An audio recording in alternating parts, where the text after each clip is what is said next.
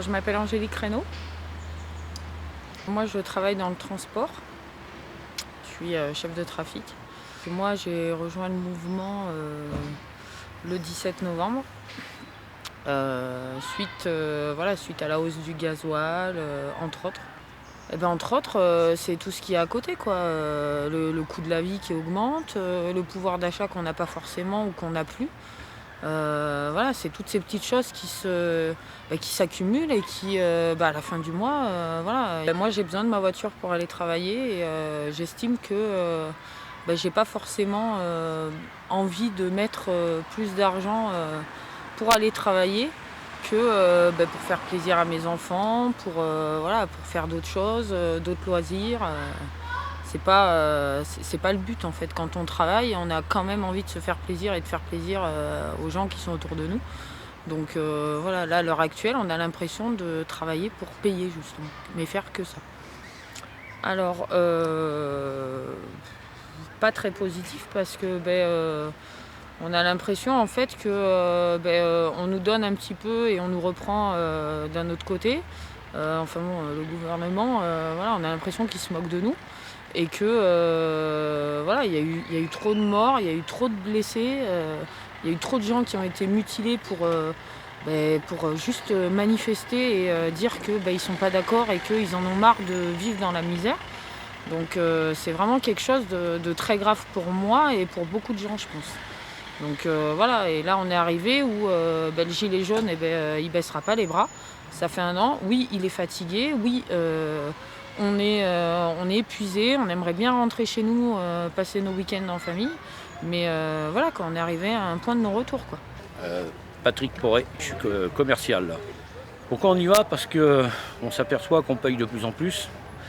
On s'aperçoit qu'il y a de plus en plus de misère et on a des enfants, donc il y a un avenir qui est en jeu.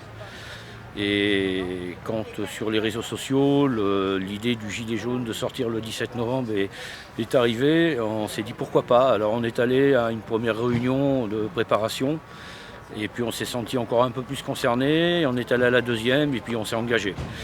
Mais à ce moment-là, on ne savait pas que ça allait durer aussi longtemps. On était le collectif RN 145, mais voilà, après, quel que soit le nom du collectif aujourd'hui, on a eu pas mal aussi de problèmes comme dans tous les coins de France où il y a des gilets jaunes, des discordes, des mésententes. Et aujourd'hui, on va plus vers une unification, de se réunir et de combattre à peu près pour la même cause. Alors le bilan qui est à tirer, malheureusement, on ne peut pas tirer grand-chose, parce qu'ils ont beau dire qu'il y a eu 17 millions d'euros ou autres qui ont été projetés, et la prime Macron. Alors moi je la mettrais bien entre guillemets, puis je vais même la supprimer, cette prime Macron, parce qu'elle s'appellera plutôt la prime gilet jaune. Si on n'améliore pas notre bassin économique, déjà sur notre région, localement, et voire nationalement aussi, il y a beaucoup de richesses, je pense, dans notre pays, mais elles ne vont pas forcément où il faudrait, elles ne sont pas redistribuées aussi comme il faudrait. C'est un anniversaire, le 16 novembre? Non. Alors, en date calendaire, oui, on va dire c'est un anniversaire. Après, on se serait largement passé, au bout d'1 an, d'être encore présent si on avait été un tant soit peu écouté. Ça n'a pas été le cas. Si je prends le cas du député Moreau en Creuse, qui a déclaré à un moment donné que les gilets jaunes en Creuse, il n'y en avait plus, bien sûr que si, il y en a. Puisqu'aujourd'hui, un lobby citoyen sur Paris, à partir de 18h30, rue Pathé, va amener des gens à discuter autour d'une fédération qui va se créer, qui va être présentée. Donc on existe bien encore, seulement on a travaillé différemment. On va travailler différemment pour amener dans l'avenir beaucoup de citoyens autres que Gilets jaunes, parce qu'un gilet jaune c'est d'abord et avant tout un citoyen. Il y a des gens qui ne sont pas forcément reconnus dans le gilet jaune non plus, mais qui ont exactement les mêmes problèmes que nous. Donc aujourd'hui, qu'on ait la couleur gilet jaune ou la couleur rouge, ou quelle que soit la couleur qu'on porte, on a aussi tous ces mêmes soucis, et c'est dans ce sens-là qu'il faut s'unifier pour aller combattre et obtenir des choses de par nos élus. Ah non, moi le gilet je l'ai toujours, il sera toujours déjà dans mon cœur. Et il est toujours sur mon tableau de bord, mais aujourd'hui, moi je suis un citoyen, je ne suis pas un gilet jaune, je suis un citoyen. À partir de maintenant, ça tourne. Oui. Je vais prendre le prénom et le nom. On est obligé le nom. Non. Bon alors, on va dire Stéphane. Je travaille dans la fonction publique d'État. C'est le Rassemblement citoyen creusois.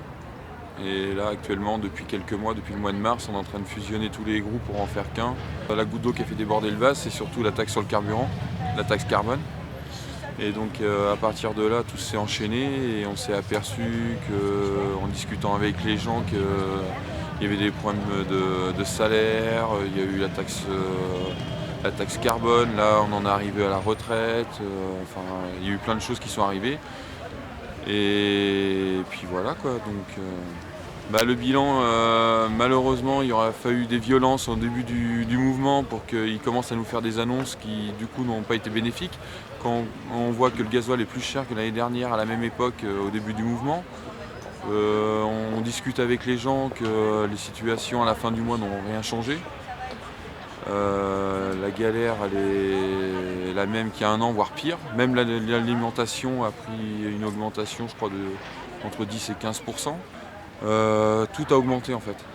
Et donc les inégalités ont continué d'augmenter et on en arrive même à faire culpabiliser les gens qui n'ont pas de travail. Les retraités, on s'est aperçu en discutant avec des retraités, alors oui, il est revenu sur la CSG, mais que pour ceux qui étaient déjà à la retraite. Les nouveaux qui partent à la retraite depuis cette année bénéficient du nouveau taux de CSG. Donc on s'aperçoit qu'il y a eu beaucoup d'enfumage médiatique. On ne peut pas rentrer chez nous, c'est pas possible à l'heure actuelle. Tout le monde parle d'un anniversaire, mais c'est pas un anniversaire. Malheureusement, on est encore là au bout d'un an. L'anniversaire sera le jour où on aura gagné quelque chose, où on va le dire vraiment vaincu ce gouvernement. Là pour l'instant on en est à un an et bientôt il y a le 5 décembre qui se profile et on essaye de faire la convergence avec tous les corps de métier, voire avec les syndicats et on espère arriver à une grève générale et puis un blocage total du pays parce que de toute façon on est dans un autisme total. Et donc je crois qu'il n'y a que le rapport de force que M. Macron connaît. On voit le 1er décembre, la semaine qui a suivi, ce qu'il a essayé de faire. Et puis derrière avec un grand débat qui était que de l'enfumage en fait. Malheureusement, par la force des choses, oui, on l'a posé le gilet jaune parce que avec quelques amis maintenant, on monte souvent sur Paris et on devient une cible. On voit un gilet jaune, on est des cibles. Donc voilà. Parce qu'en fait, les citoyens sont en colère. C'est même pas le gilet jaune. Le gilet jaune, c'était un peu la marque de fabrique de départ. C'est pas qu'on est essoufflé, on est dégoûté, on est écœuré de ce gouvernement en fait. Parce qu'en fait, comme je vous le disais tout à l'heure, ils n'ont même pas répondu à la crise sociale. Ils l'ont répondu d'une façon violente, haineuse. Et en fait, les haineux ne sont pas du bon côté en fait. Et on se reconnaît même plus dans ce pays en fait.